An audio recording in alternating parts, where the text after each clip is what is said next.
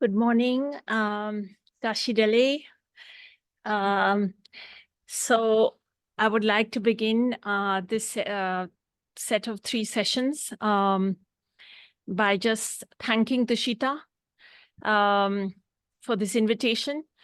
Tushita has done an amazing amount. And today I want to remember Lama Yeshe, who I never met, and Kyabje Zopa Rinpoche, all the work that FPMT has done, especially for English speaking Sangha. So, and I know many of the Sangha is in Nepal right now for the 13th April 1-year anniversary of the passing of Kyabje Zopa Rinpoche. So I also join in their prayers for his swift return. I would like to thank Nico and Yash for all their help and invitation as well, and Professor Renuka and Kabirji and the entire family of Tushita. So just to give you a bit of a background, I've trained in economics too long. So I thought that when I was asked to just have a set of discussions here, I thought that, I would start with something that I have trained in. So in a way, my life has come full circle. I did a BA in economics in Delhi and then went to the University of Cambridge to do a second BA. And then I did a master's and a PhD and a postdoc. And as I went along, I slowly moved from a mainstream neoclassical perspective to a political economy one. So that was one shift. But then as I have started studying philosophy as well, and I've been thinking a lot about, what today's talk in particular is going to be about. So that's just to set the background and the stage for, why in particular I have selected this topic. And of course, I think it's of great relevance to the world today, and it is of great relevance also to our individual lives. The other thing I want to say by way of introduction is that I have taught a version of this course at my university in Delhi when I was teaching, until I was teaching full-time last year. I'm now in a research fellow position. But I taught this because we had a half-term modality and you could teach something that's not directly in your discipline. And it's an interesting opportunity to think about things intellectually and otherwise. And so this is something that I have shared with my students, and I'm very also grateful to all of them for their many questions as we go along in sessions 2 and 3 in particular. Many of the questions that came up and that I will try to address come from them. So I really feel, again, the generalization when people talk about millennials or Generation Z and all. In fact, I think there's a lot of hope in the youth today, and also because their circumstances are quite challenging. Sorry. On my screen, it's not going down. Yeah. So I would like to start by a verse of homage by Arya Nagarjuna, Gompo Lundup, which goes, enthused by great compassion, you taught the immaculate dharma to dispel all perverted views. To you, the Buddha Gautama, I pay homage. This is from Arya Nagarjuna's Mula Madhyamika Karika, the fundamental wisdom of the middle way. And the photograph that you see is from a cave that Arya Nagarjuna meditated in. It's in Maqsoodpur, which is quite in Bihar, quite near Gaya. So this is actually his cave. So I would like to begin this session and the set of 3 sessions, by bringing him to mind. I would also like to, pay homage to the 14th Dalai Lama, who I would argue has been a lifelong proponent of compassion and, frankly, the greatest living ambassador for compassion, not just at the individual level, not just as a lived reality in his own life, but also at the units of community, country, and in very, very difficult circumstances. And my students would often share with me that, do you think then such kind of practice of compassion and all is only possible for great beings. We are not that. So I think we can discuss that. It'll come up much later. But I believe that, he's really lived this value or ethic. And in, as I say, the most challenging circumstances, if we look at geopolitics today, and I was part of an international relations department, you can't think of a power that it's harder to stand up to than China. And I talk about like first world nations and, that level of unit. So for an individual to do so is truly extraordinary. And so in this regard, of course, I also want to bring up that His Holiness himself at the age of 89 and 90 in the Tibetan calendar this year, he is speaking more and more about compassion. All his teachings, to be honest, he lures you with some other topic, but but he quickly goes into wisdom, and before you know it, you are deep in the throes of how important it is to develop compassion. So I really want to, pay homage here at the start to him. So this is going to be more the topic of the next two sessions, really, but I'm just putting it out there because one of the things that I have so loved about Buddhist philosophy, and in another life, I hope I start studying it from day one and don't waste so many years and decades, is how particular it is. There is a very precise definition of compassion, which is a mental factor of love or affection, which wishes others to be freed of suffering and the causes of suffering. So we can unpack this, and we will unpack it later in the following sessions. But here I just want to draw your attention to a couple of things. And I beg forgiveness for those. There may be people here who have, many very, very, very old students of Buddhist philosophy. So to you all, sorry, but I'm just going to set this out. So first, of course, it's a mental factor. It's a mind. So this distinction between heart and mind and emotions and all this, it's very interesting to posit compassion as a mental factor, be it an effective one or whatever. We can discuss that later, but it is a mind, and it wishes others to be freed, not just of suffering, but also the causes of suffering. And again, we will pick this up in later sessions. And of course, the flip side is a definition of loving kindness. This is something that goes hand in hand, and we will again pick this up. It is a mental factor of love or affection, which wishes others to be endowed with happiness and the causes of happiness. Again, my students, we debate a lot about this term happiness. And I think in the English language, we are a bit constrained with the words that we have to, express certain things, but happiness is what we are going with for now. And later we can think about, more nuanced way of thinking about happiness, or we can think about it as long-term, short-term happiness, all of that. And altruism here in the Tibetan term is laksam, and the primary interest to take responsibility to help others, where the intention is very, very critical. So, and again, we'll come in later classes, in the later sessions too, they have different definitions for empathy. They have, as here we've set out, for compassion, for altruism. There's very, very specificity here, which I really like given my academic background, and I don't like namby-pamby just here and there. So now, of course, you see how, on the other hand, altruism is defined by zoologists, biologists, and economists as well. They call it helping behavior that is costly to the agent. So I'm just putting this out there because we can again think about this later. And Thupten Jinpa has a wonderful interview on compassion in, I think the year is 2015. And he talks about the balkanization of the definition. So you see, but again, we can just think linguistically how such a different definition is given. Now, if you think about a working definition of competition, and I just brought this up because this talk was started with the idea of competition and cowardice. The Oxford Dictionary defines it as a noun and it's an activity or condition of striving to gain or win something by defeating or establishing superiority over others.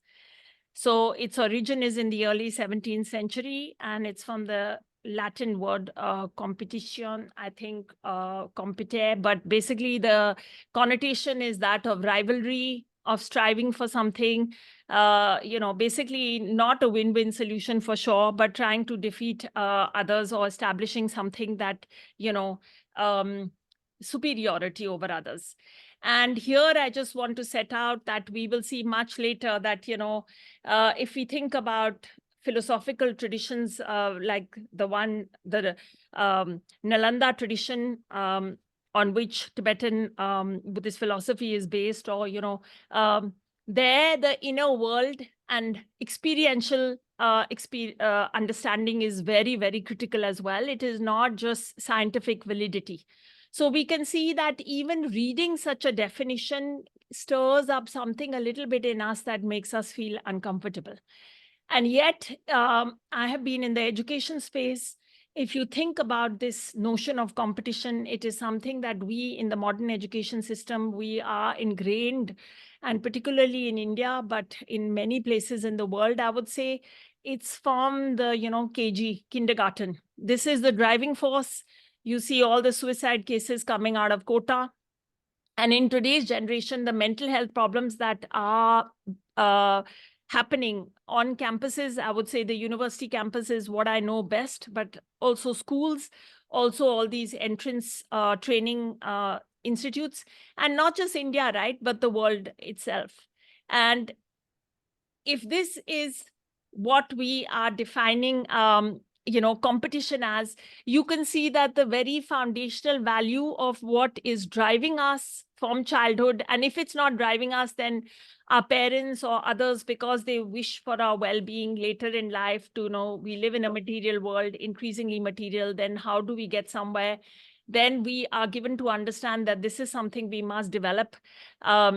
And yet it might sit very uncomfortably with us, and it will continue to do so, because by definition, it is something that is pitting you against others.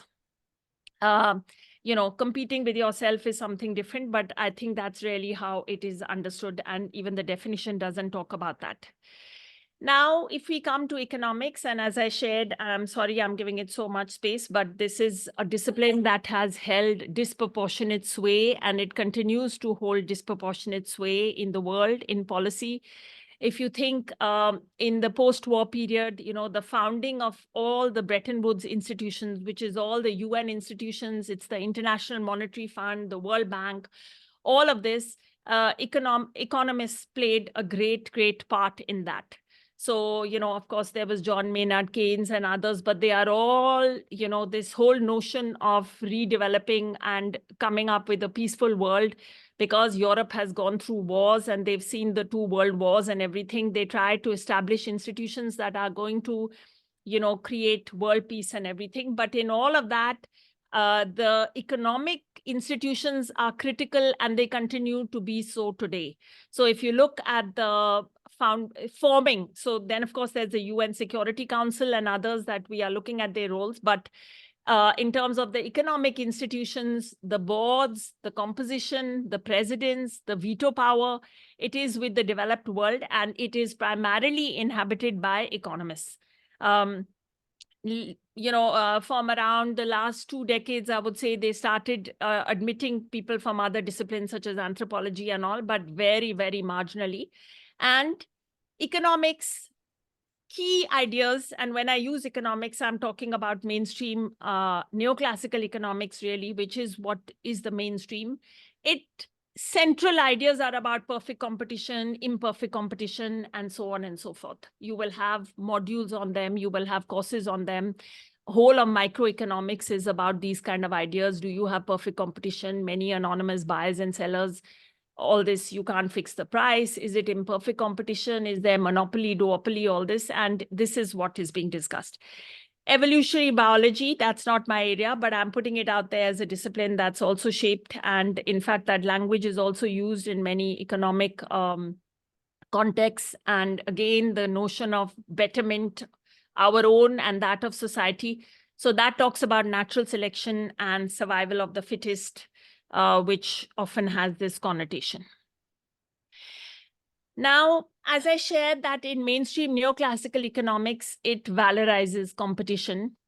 And in fact, I want to put this out there because, I'll never forget the student's question, which again pertains more to our sessions 2 and 3. But she actually asked a question after we had a few sessions that, ma'am, can we actually afford to be compassionate in today's world? And the very terminology of afford to be compassionate, this is something that is coming up, and it comes up in all contexts because, as I'm saying, we do live in a material world. We have to be practical. We have to see the reality. And particularly for students and others, you cannot tell them, to go in a certain direction that is not being mirrored by society, economy, and polity. And basically, it models human behavior as the rational. So very much a primacy of rational. And I would like to relate that to Lakesh La's talk the other day, where he was talking about objective, subjective. So one in the context of philosophy. And the key primacy that is given to economics in a sense is because it is quantitative. It is increasingly, in the old days, it was associated, the departments were called political economy. For example, at Cambridge, it is still called the faculty, economics and politics. But the politics was slowly dropped, and it has become increasingly quantitative over the years. And what is the selling point of quantitative is that somehow statistically and econometrically, you are coming up with some objective reality. And somehow this objective reality is, something established from its own side. We have to privilege it over anything subjective. And, actually, this is absolutely not true, because any economist themselves will tell you, even the adherents of mainstream economics, that depending on how you model things, like if I'm looking at some country econometrics, if I choose a different data set, like I drop a few years or I do some other manipulation, I can get very different results. But the kind of, validity that is given to the statistical econometrics and all of this, that is basically this whole notion that, human behavior is rational. And then narrow pursuit of self-interest. So basically, the whole model is about, how we are all pursuing our own self-interest. And there is utility maximization. They use the term utility maximization by this mythical Homo economicus, like this economic being. So this is how he or she is modeled. And so now this selfish individual, so that is central. But if we take the unit of a country, it translates to, GDP growth competing nations, because that is mainstream economics' foundational premise. And of course, that is responsible for the unbridled capitalism of today and its fallout in terms of increasing inequality, excessive consumption, environmental ruination, of course. And here I must mention that in mainstream economics, the environment was always modeled as an externality. It's just something that, the concept of externalities came up with Arrow Debreu again in the 1940s or something. But the whole of the environment is just modeled as something that is external to this pursuit of growth. So then now, of course, we are in a totally different world where the issues of climate change and environment are becoming central. And so there's a whole movement, but it's still seen as a little bit fringe, but maybe that changes, where there are people talking about degrowth. But there's a lot of discussion that the term degrowth gets them a lot of bad press. And then how do they go past all the lobbying and all that comes up against them? But so what I'm saying here is that really this selfish individual, it can be seen at various units, individual or a community or nation, all of that. And again, we can see, if you just look at the world today and which parts, whether people stand up to China, other countries, are they calculating their growth possibilities and trade-offs, human rights, military spending, all of that, it is linked to this GDP growth competing nations idea. And Gary Becker of the University of Chicago, because the University of Chicago is one of the bastions of neoclassical economics and these ideas. He was the winner of the Nobel Prize in Economics in '92. And he the last paper, the set of papers before he got this, is he models behavior within the family unit as well, where each individual is maximizing their own individual utility. So even as a husband, wife, dog, cat, you are maximizing your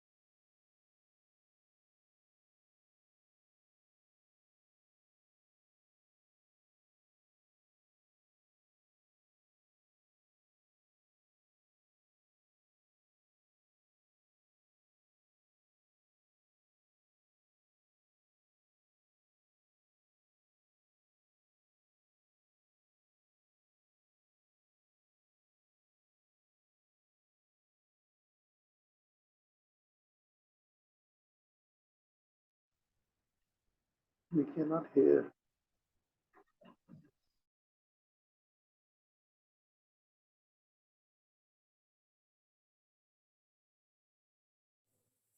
I think it's probably a power cut at Tushta.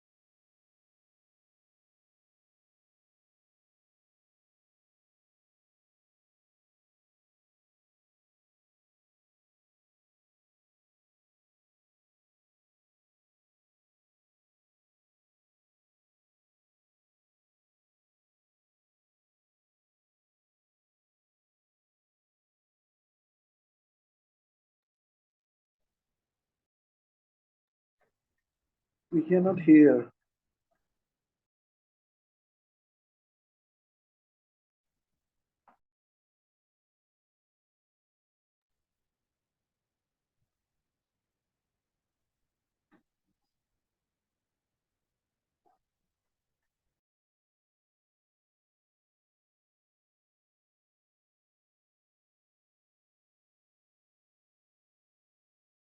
I think they're coming back up.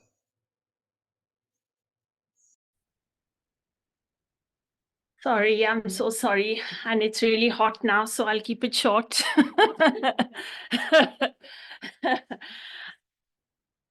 So as I was saying, Gary Becker, so he wins this Nobel, and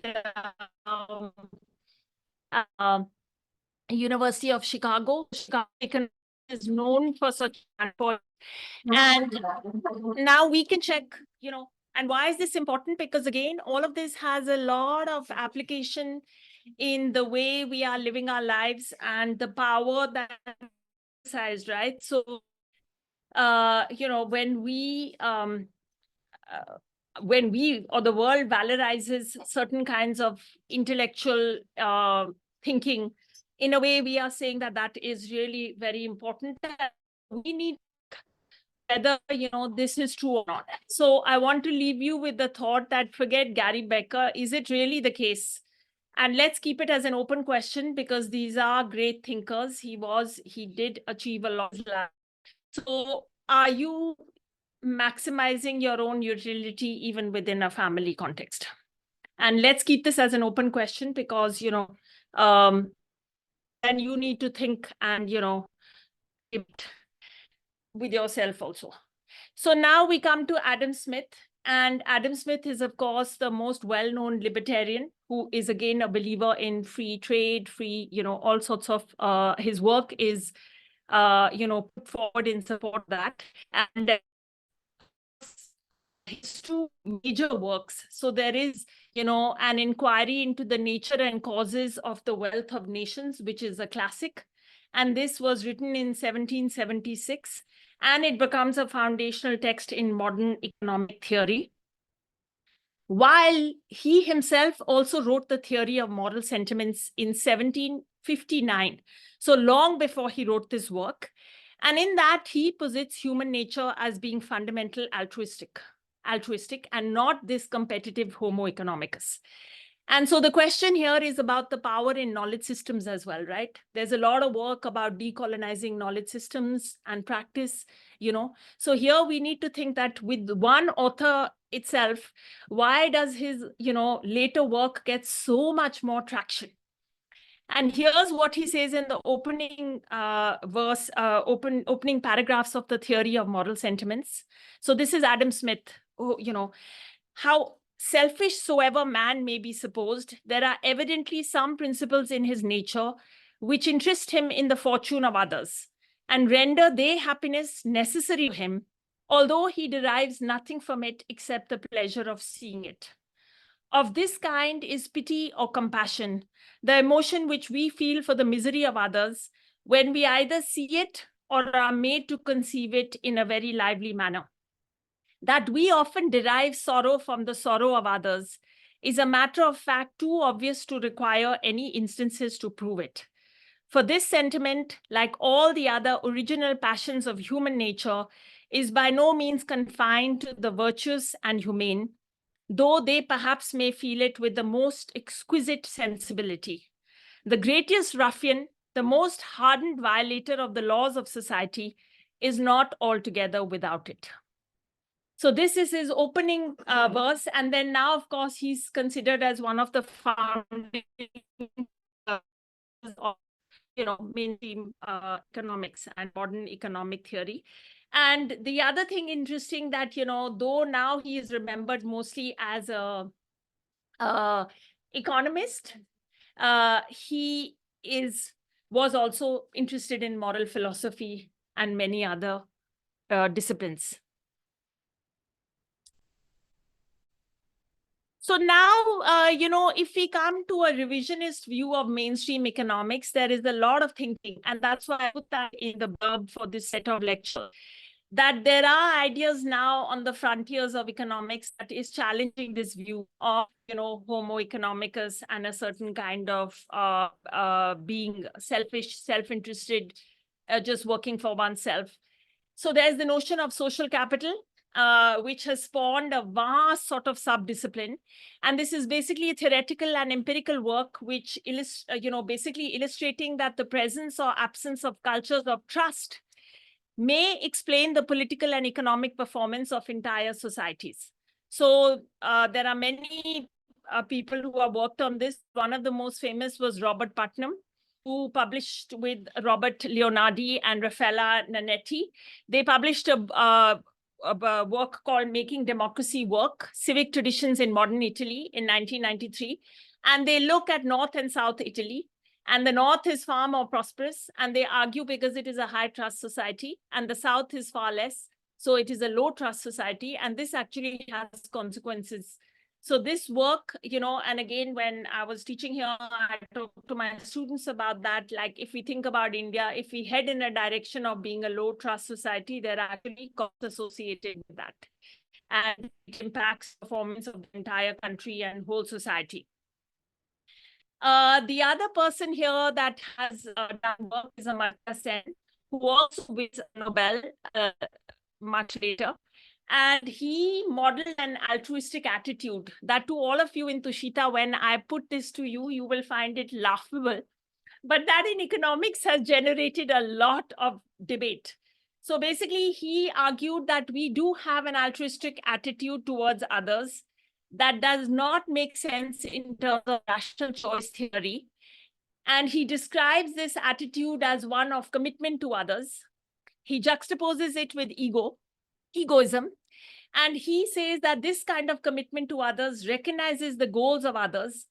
And regardless of whether or not I internalize your goals, and I'll just explain this in a minute, I will still behave in ways that further your goals. So basically, in terms of rational choice theory, it makes no sense, right? But you are going to behave in such a manner. Why? Because you have this altruistic attitude. So what does the economics profession do? It debates a lot whether this altruism is part of your utility function. So here I wanted to show a video, which is Nicholas Winston. Now I think we don't have video capacity.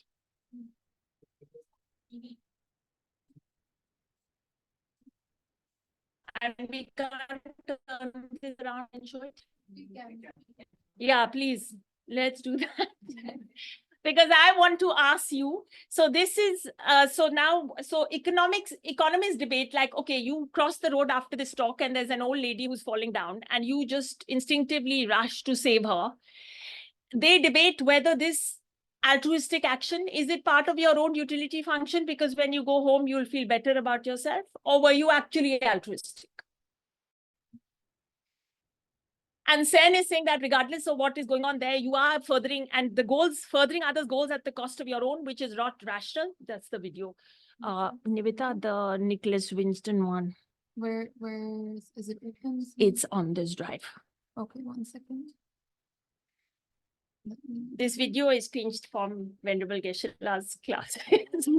I must acknowledge intellectual copyright. But we often act in those Where ways. is it? Yeah, this one, yeah. This one? Yeah. It's Kaveriga. This, yeah, and we can just turn it. Let me just set up the station. Sorry.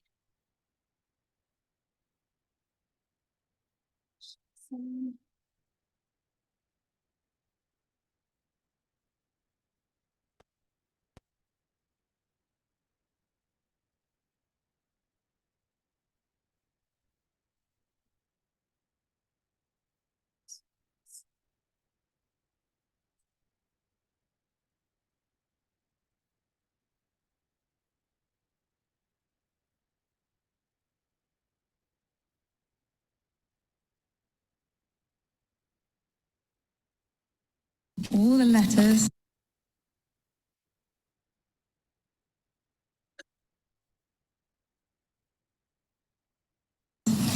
But back, all the letters. But back here is the list of all the children. This is Vera Diamant, now Vera Gissing. We did find her name on his list. Vera Gissing is with us here tonight. Hello, Vera. And I should tell you that you are actually sitting next to Nicholas Winton. And it was just so wonderful, so terribly, terribly touching.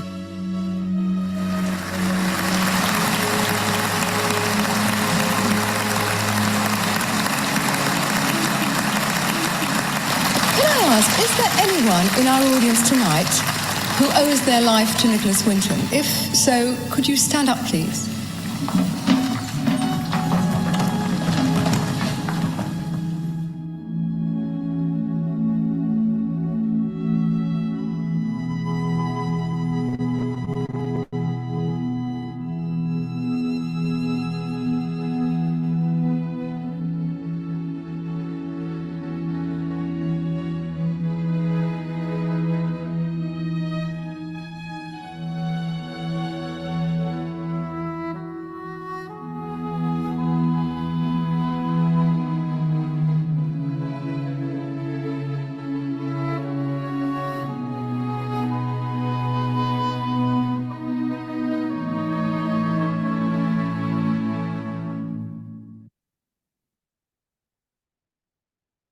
So now people will often act in ways. So this is a person who saves many of these children's lives during the Holocaust, right? And today we can think of equally, there may be many Jewish people, for instance, working in Gaza. There are many Jewish student protesters who are probably suspended in university campuses across the US. So rational choice would say that these decisions, you know, where you are helping others at the cost of your own goals does not make sense. And now, you know, whether we quibble, you know, about whether or not this makes sense. So, you know, we can again debate this and think about this. And we ourselves can instinctively also see when we read, sometimes the news is always so negative, but you do read about instances where people have acted to save other people's lives, or even many other instances where they don't really, you know, it's automatically they are acting in that manner, right?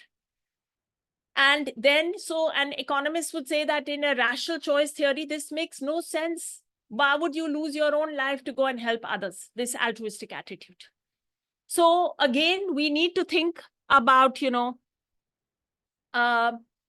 and as I'm saying in economics, Amartya Sen is also an economist. He won the Nobel. And so there is a thinking, the frontiers of these, there's a lot of behavioral economics now, which tries to model human behavior, which is far more complex than this selfish, self-interested, you know, utility maximizing Homo economicus.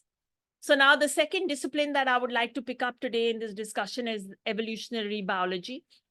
And here, of course, we all are equally knowledgeable about Charles Darwin's seminal, you know, biological evolutionary theory, where basically it is posited as being gradual, undirected, transmutational, combinatorial, and it foregrounds natural selection in evolution, right? So he came up, and at his in his time, it was a very, very groundbreaking theory, and it still is, because it talks about evolution as being temporal. There's not a static one moment, and there's this change happening, and it's happening in all these ways. And though his work is now known more by the short term on the origin of species, but actually the long title was on the origin of species by means of natural selection, or the preservation of favored races in the struggle for life. And this is 1859. And it spawned, I mean, you know, on Darwin, there's so much work. But now, this term survival of the fittest, which is again attributed to his theory, actually was not coined by him. It was actually first used by the harbinger of early capitalism, Herbert Spencer, who comes up with this term upon reading this Origin of Species. So he coins this term, and, you know, he has his own thinking, and he kind of, you know, is going around, you know, promoting Darwin's work.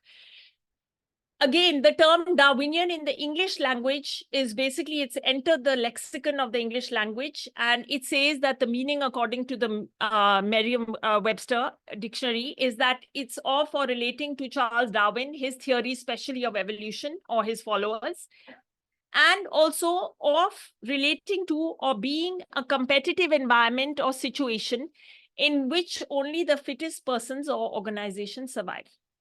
So we are again back to the idea of competition, right? And they are talking about the survival of, you know, just the most fittest, which in terms of his theories could also be those people who harbor like aggression, anger, all these qualities that are seen as instinctual, as very necessary to, you know, your genetic survival and all of that. And now we can revisit Darwinian evolutionary theory, not to say that, it was actually, incorrect in what it applied to, because he is talking about the natural world. He is talking about biological evolution over a span of millennia, right? So now the question here is, can it be stretched to social evolution theory? Because that's what we are concerned with, right? And here again, I'm sorry for a bit of economist bashing, but there's again Friedrich Hayek, who is a great, again, anti-statist economist. And he's the author of The Road to Serfdom, again, a winner of a Nobel Prize in economics in 1974. And he argued that, like things like even religion, we can say that this is also like the religions that survive and everything, this is natural selection. And now we can debate that below. And then there are other right-wing libertarians who, again, people like Matt Ridley, who's a popular science writer, and also he was chairman of the Northern Rock and very elite British family and everything. But he's written a lot about, this applying Darwin's theory to social evolution. And they have posited natural selection of everything, right? From religion to leaders to this to that.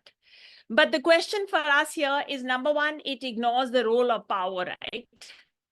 So, for example, the fact that certain religions die out and all, it is not some natural evolutionary decline necessarily, but it's because somebody has exercised power, right?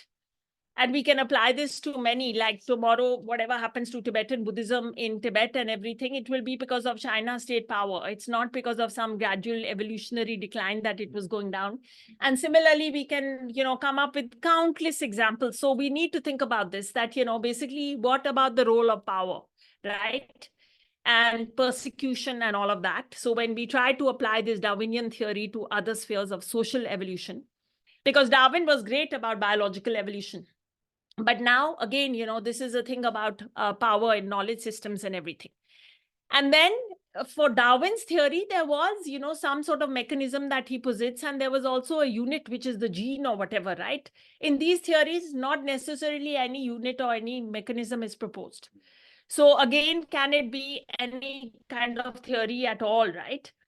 And then also empirically, it doesn't, because that same Herbert Spencer, who was coming up with the survival of the fittest, what happens is he thinks that, laissez-faire economics and the free, everything, free market economics is going to survive forever. But that doesn't happen, because in his own lifetime, you see the rise of the state. So empirically also, it is not proven, right? In many, many instances, and we can take many others. So, we can again think about whether or not, and here I wanted to show another video, but that is not possible. But the video is a very sweet one that my students actually pulled that out and brought that to class the next time we discussed, because in SNU, it's a liberal arts university. So there were a lot of science kids, and they hotly debated this issue, but then they went and found also some clips, and this is from David Attenborough, and it's about emperor penguins and how their survival actually depends upon cooperation and not at all about competition. It's a very sweet clip. If later we can circulate it to the people who attended or something, yeah, Shanivita, we can do that.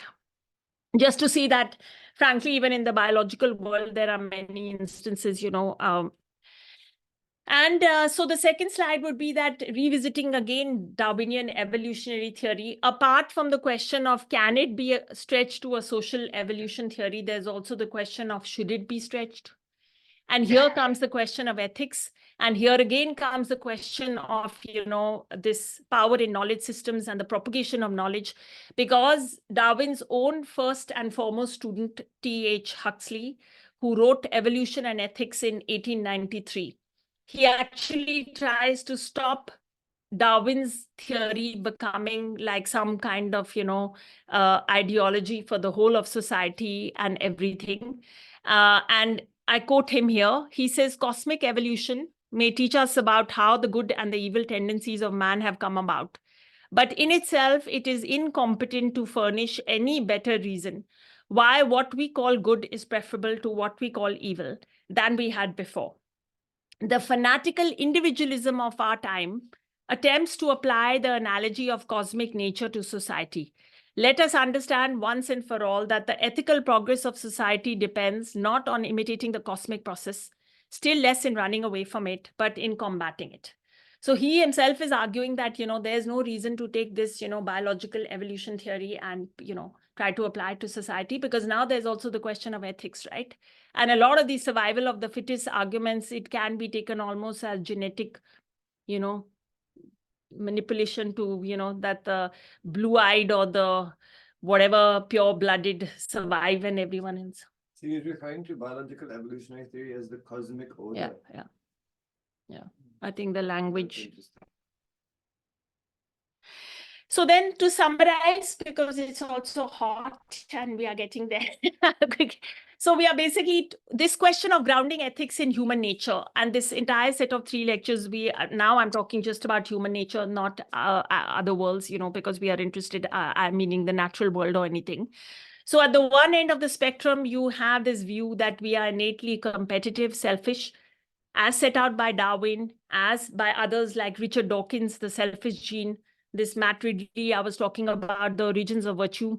And these all suggest that it's our instinct to, express certain negative emotions as well. And we have them, and it's very critical we keep them because our survival depends on them. And then in economics, this idea that individualism, competitive, selfish nature, all of this is, of course, replicated. It's not to do with evolutionary biology, but on its own, this discipline has posited such a being, self-interested, utility maximizing, all of that. The question of ethics then is that then if this is the case, then we need some kind of regulation from outside in order to behave in any kind of ethical manner, because our own instincts take us in a certain direction. So that then has to be, maybe we can discuss about that, but then that moral order has to be established by religion or something outside of us in that sense, something imposed on us, as some kind of for societal order. But if we think that, the other end of the spectrum, that essential human nature is compassionate and altruistic, and you can't reduce it to this, and there is, as I've discussed, increasing scientific backing from the frontiers of economics and evolutionary biology, what I've been sharing with you today, and also seen in other disciplines such as primatology and all. There's people like Frans de Waal's work, Age of Empathy, that arguing that humans share many traits with mammals. And in fact, from the,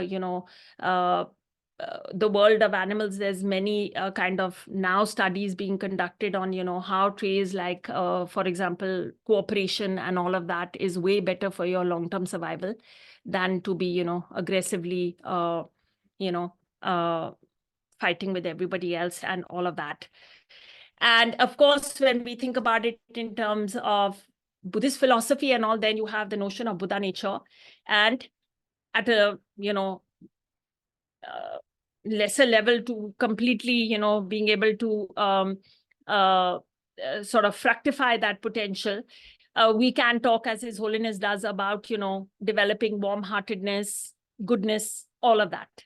If we do see these traits within us as something that is also innate and that we are naturally inclined to, then of course ethics can be seen as something that is about internal self-regulation, and in fact is something as rational, because we are trying to move towards perfecting our own potential.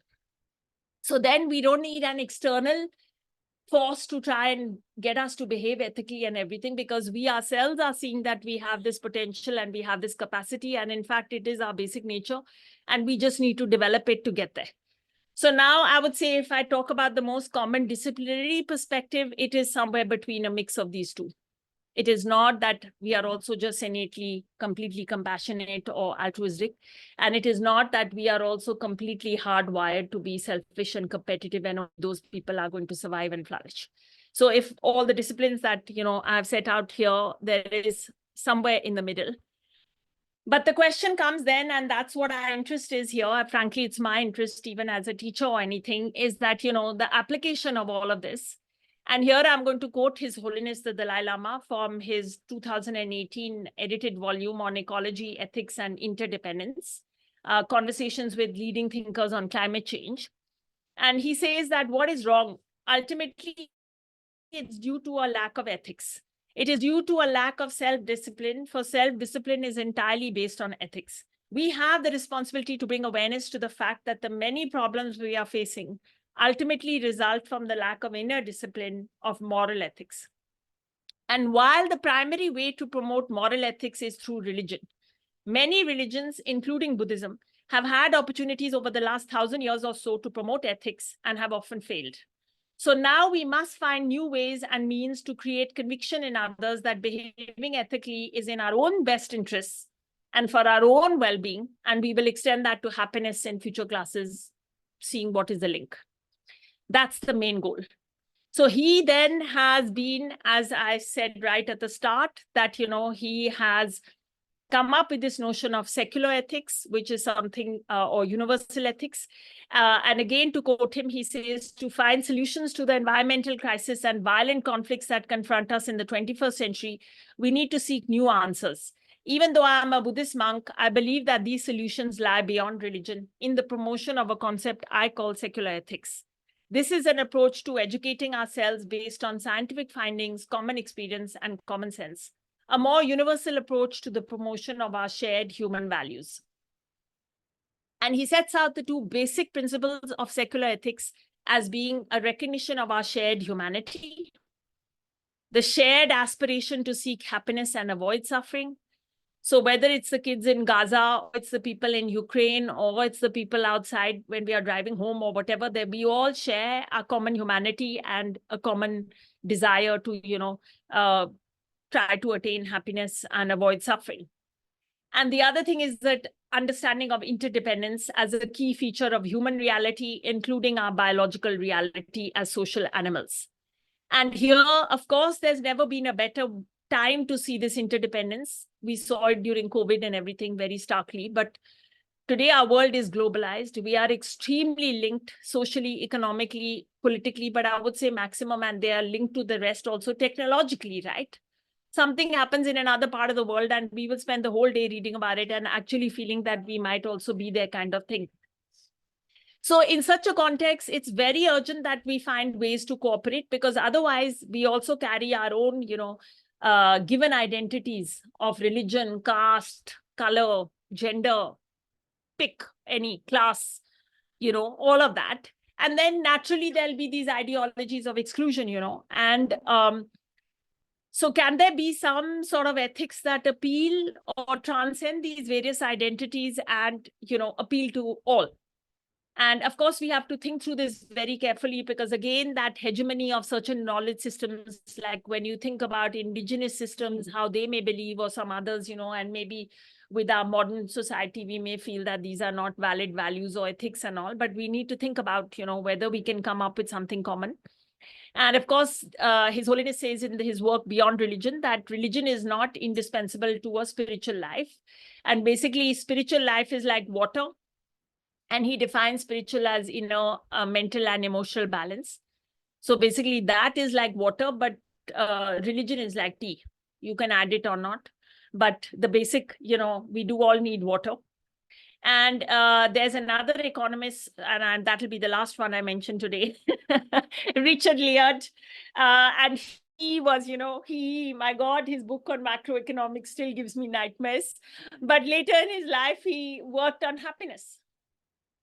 And he came up with, he works on the World Happiness Report, and I'm sure that took him to Bhutan, and I'm hoping my life takes me also to such places to, check out. But in any case, so in that report, this World Happiness Report, they come up that only 59% of the world's population describe themselves as religious, a proportion that has fallen in most parts of the world, and this trend is likely to continue. And particularly in younger people, I feel that, science has maybe, when I taught this course, at least, there were a lot of questions from students, so they're not going to accept things at face value. And in the age of science, we have to then so that is going to perhaps dent a lot of faith in traditional religion, and the part that is totally religious about things that there, you cannot push arguments and all. But I think that therefore the idea of universal ethics to deal with the ethical conundrums that we are going to face, and I hope I'm dearly departed by then, but by the time AI has taken over our world, And here I'm looking at Yash and Nivita. Thank you. I couldn't even have navigated this, all these technologies without all of you. But by the time AI and the kind of ethical issues and all that are going to come up with all of that. So future generations really have to think about this question. Then the next two sessions, not to advertise, but they will look more at the question of, so this was the competition and cowardice. I would say in a way, it's also laziness, intellectual and other kinds, to just go with that just because everybody is talking or thinking. But to be fair, I think to the youth today, that's also conditioning, and there's heavy pressure, and it's easy to say at my age, but earlier on, it's not easy to get past. And also when, and that's, as I shared, structurally the whole world and everything is pushing you in that direction, from education to family to everything. So competition and cowardice, and I would, in the future next sessions, I want to pick up compassion as a key ethic and link it this time, not so much to, our well-being as nations, as communities and all of that, but to also ourselves, I would like to end here. I would want to thank once again Tushita and all of you. And we just make a bit of dedication, if I may do that. This is the first time I have spoken in a Dharma context setting. And as an ordained person, and I just want to say that this is a great opportunity. I really want to thank my teacher, Venerable Geshe-la. I, pray for the long life of His Holiness, the Dalai Lama, and all our teachers and masters, the swift return of Kyabje Zopa Rinpoche, to guide all beings, and may all the Dharma centers, wherever they are in the world, flourish, everybody pursuing, a higher truth. And may we all attain Buddhahood for the benefit of all as quickly as possible. Jancho Psemcho Krinpoche Ma Ke Panam Ke Gorchek Ke Panam Pa Me Pa Yan Gong Ne Gong Ju Shok. The Bodhicitta that has risen in the world continue to flourish and grow, and where it has not arisen, may it arise. Thank you so much. Thank you.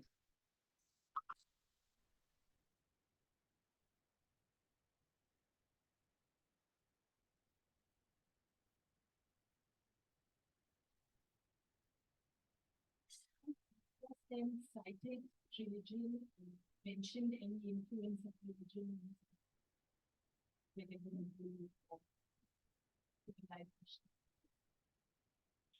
That's a good question.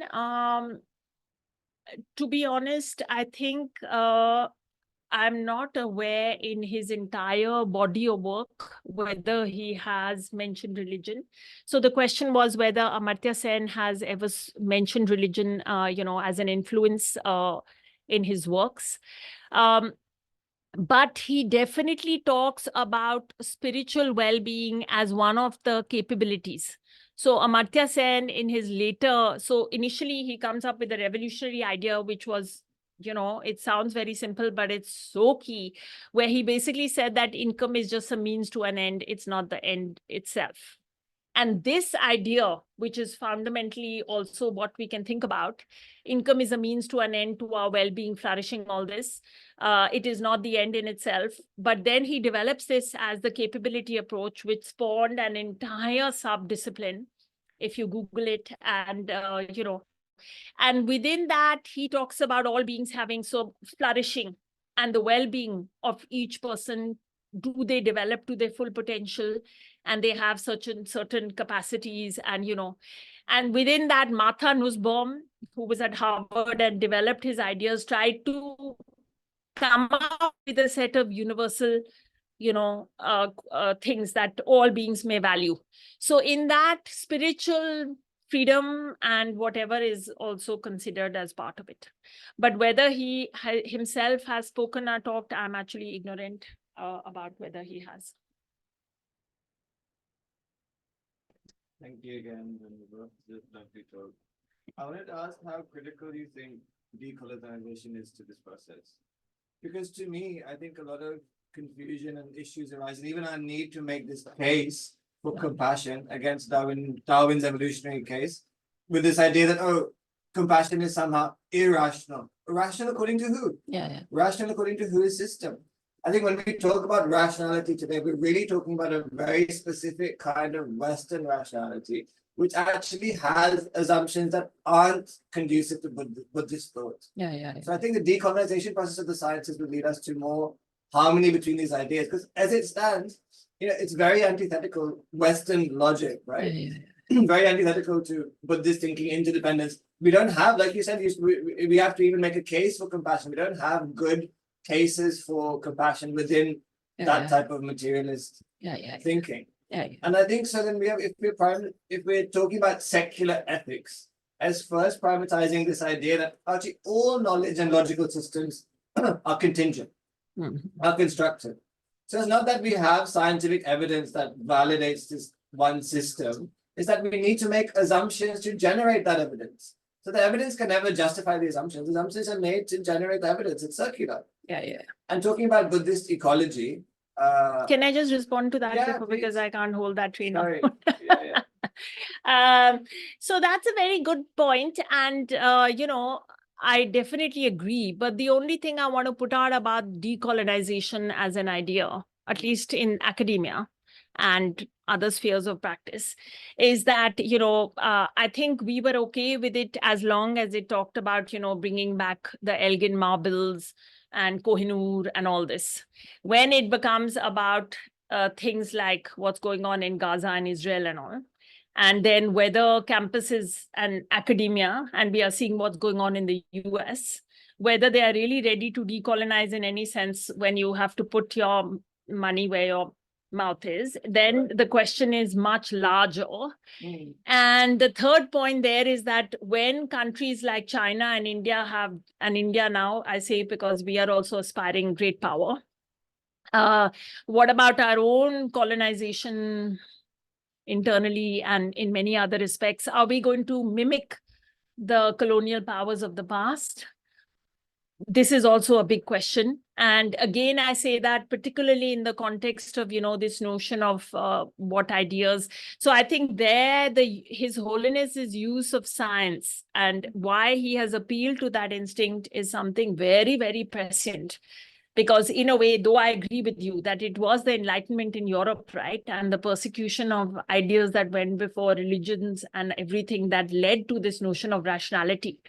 But going forwards, we have to think very skillfully about all these different aspects. Because, for example, within our country at this juncture, where all this could go, using ancient ideas, but then again imposing certain kinds of hegemony, we have to think very hard about that. No, that's definitely a really valid concern. I'm glad you brought that up. We have to always be attentive, of course, to structures of power and how they're functioning and our own self-reflexivity with that. Exactly.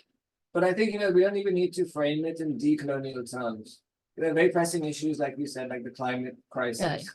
So if we even, look at some very palatable movements, very secular movements that are about indigenous philosophy or ideas like what they call post-activism, then we have a really good, so for example, if we're taking framework seriously, that, what exists out there is personhood.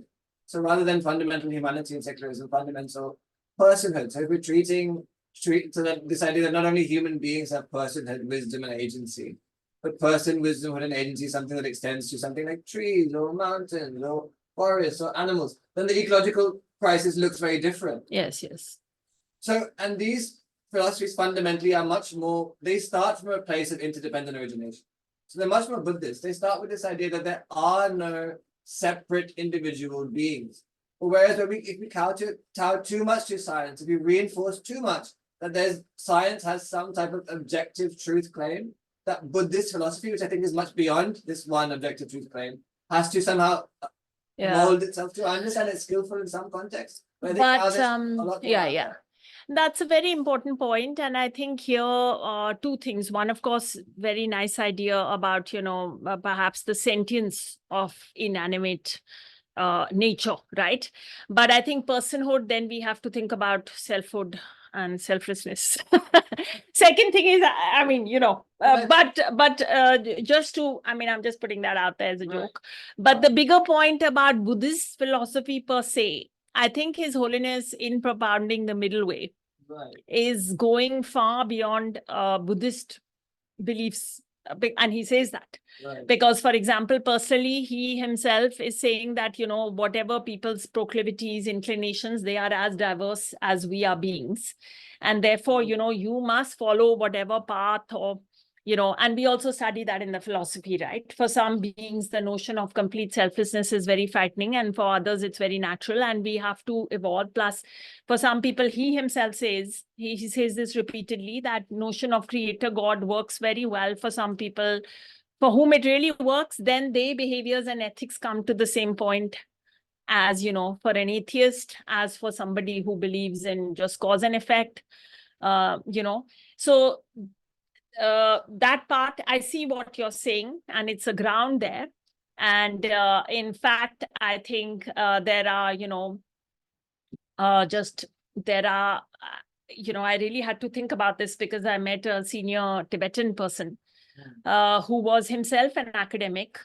And then he was saying that, nowadays His Holiness monastery doesn't do the ritual. Then I went home and I was a little bit scratching my head. And he said, why can't we be the ones to carry on with the notion of Mount Meru? Because everybody else is carrying on with their cosmology.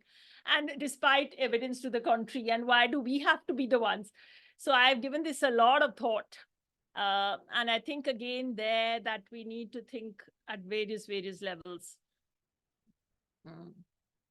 Because I don't think everybody can or should necessarily become Buddhist, but the principles of what you're saying, right? Yeah. That is very important. Sorry. Yeah, I have a question. How do you inculcate this sense of compassion in face of this competitive world when small children, as you said, that nowadays from kindergarten itself it has become so competitive, and you go now to workplaces and all, everyone is competing, and the one thing only we want is beat others and excel. So we want small children to do well in life, not that they become complacent, but at the same time they don't get this mental so many young generation people are getting affected from mental problems. So how do you balance between this competitive world, compassion, and again doing well in life? This is a very big question, and I think I don't have any answer. I'll be honest with you, because it is a very big question, and I think it also relates to the question to what degree, when structurally we are surrounded, structurally all systems are going in a certain direction, to go against that, and how does one? But then I hope that, it depends also on if these, for example, students or, one thing I want to share, that the people who've done this course with me, my students, they have stayed in touch with me far longer sometimes than my regular subject students, because as they've confronted issues in their lives, they have, returned to what we discussed in class.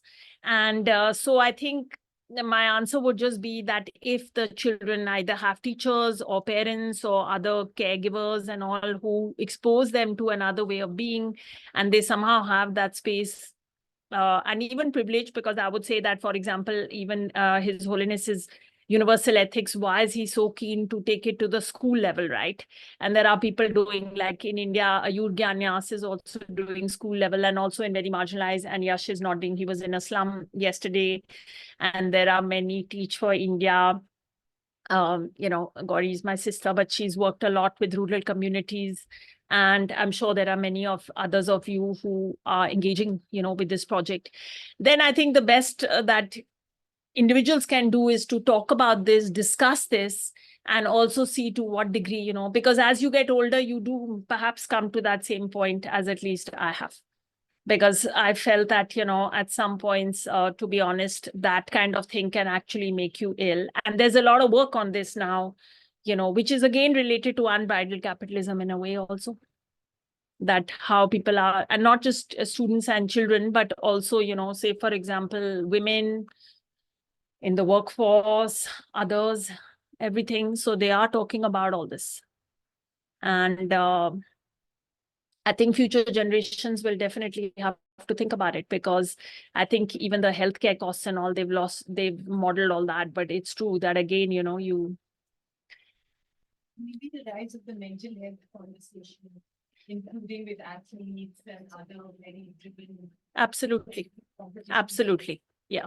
And that I have to say is a change in India also, which is a good change in a way, because I don't know whether they are more self-aware and all, but certainly at the university level, students are talking about mental health a lot. And they are bringing it up. And of course, India has one of the highest in the world cases of mental health issues, according to WHO data. It's growing. And so we are going to have to tackle that, and it's going to have serious implications for society, because at so many levels.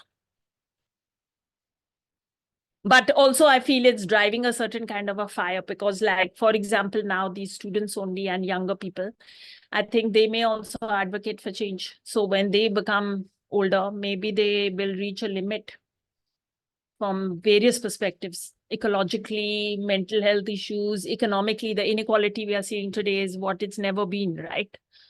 So maybe they will come up with ways to think about addressing that very seriously. They'll have to also.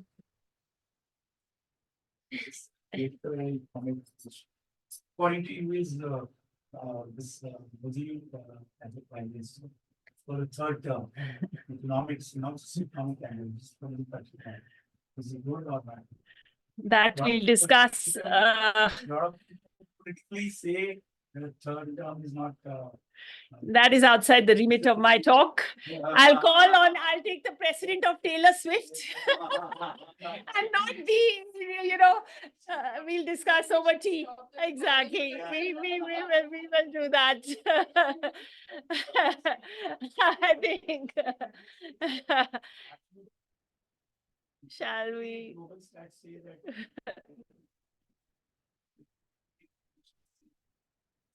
We can discuss. What study is it good for the country? I will just say that we live in a time where it's, imagine what the norm for a lot of, we are headed. So there was another person, this Fukuyama, who thought that democratic capitalism is where we are going to stop. And if you think about the move towards authoritarian regimes across the world and certain other kinds of challenges and all, then I think, again, that was that same application of Darwinian theory to social evolution theory. It's been proven false. We are not there. So we are not stopping there. And I think, again, that it's not just in India, but the world is going to have to seriously, and the younger people are going to have to think what to do, and especially with the rise of technology and the possibilities of technology even to interfere with the functioning of whatever democracies exist or remain, So with that, what a beautiful room and setting. It was a bit of a blessing that the electricity went. Thank you so much. Thank you. Thank you to all the online audience for your patience. Thank you. It's your first teaching, and I'm so blessed to be part of it. Thank you so much.